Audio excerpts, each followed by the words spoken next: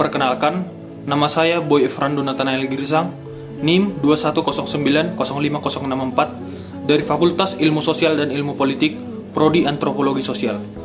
Di sini saya akan memaparkan tentang komparasi antara produk-produk ataupun alat-alat rumah tangga dulu dan sekarang. Contoh yang saya ambil adalah alat untuk menggiling atau menghaluskan bumbu-bumbu masakan. Pada zaman dahulu, orang masih menggunakan cobek atau ulekan. Di daerah saya, khususnya di Sarigololok, Simalungun, dalam menghaluskan bumbu-bumbu digunakan cobek atau ulekan yang terbuat dari batu. Di daerah saya ini itu dinamakan panggilingan. Alat tersebut terbuat dari batu yang dibuat sedemikian rupa agar dapat menghaluskan bumbu-bumbu masakan seperti cabai, bawang, dan lain-lain. Di daerah saya ini, cobek atau panggilingan digunakan dari dulu hingga sekarang. Setiap rumah tangga hampir semua menggunakan panggilingan. Namun pada tahun 2012 hingga sekarang, blender sudah masuk ke daerah saya ini, sehingga kebanyakan keluarga juga menggunakan blender.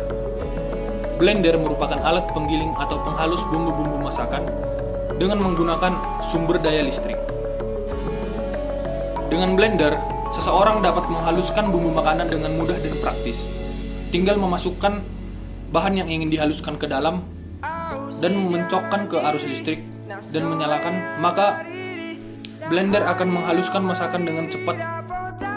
Di daerah saya di Sarigololok, setiap rumah tangga rata-rata sudah memiliki keduanya, baik itu cobek maupun blender. Namun, orang-orang pada zaman dahulu atau orang-orang tua sekarang itu mengatakan bahwa menggiling bumbu masakan dengan blender hasilnya itu jauh lebih enak.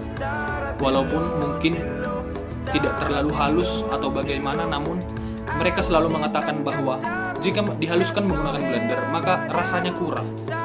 Sehingga jika membuat sambal contohnya, kebanyakan orang masih menggunakan panggilingan ini.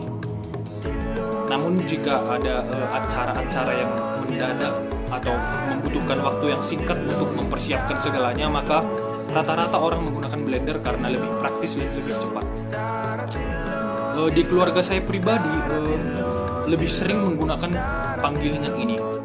Bahkan hampir tidak pernah membuat sambal atau bumbu-bumbu masakan dengan blender. Blender hanya digunakan untuk membuat jus. Dapat disimpulkan, di daerah saya hampir 80% penduduk masih memilih cobek dibandingkan blender untuk membuat bumbu-bumbu masakan. Walaupun mungkin mereka memiliki keduanya. Karena para orang tua menganggap membuat bumbu dari cobek menghasilkan cita rasa yang lebih enak dibandingkan membuatnya dengan blender. Demikian pemaparan saya. Terima kasih.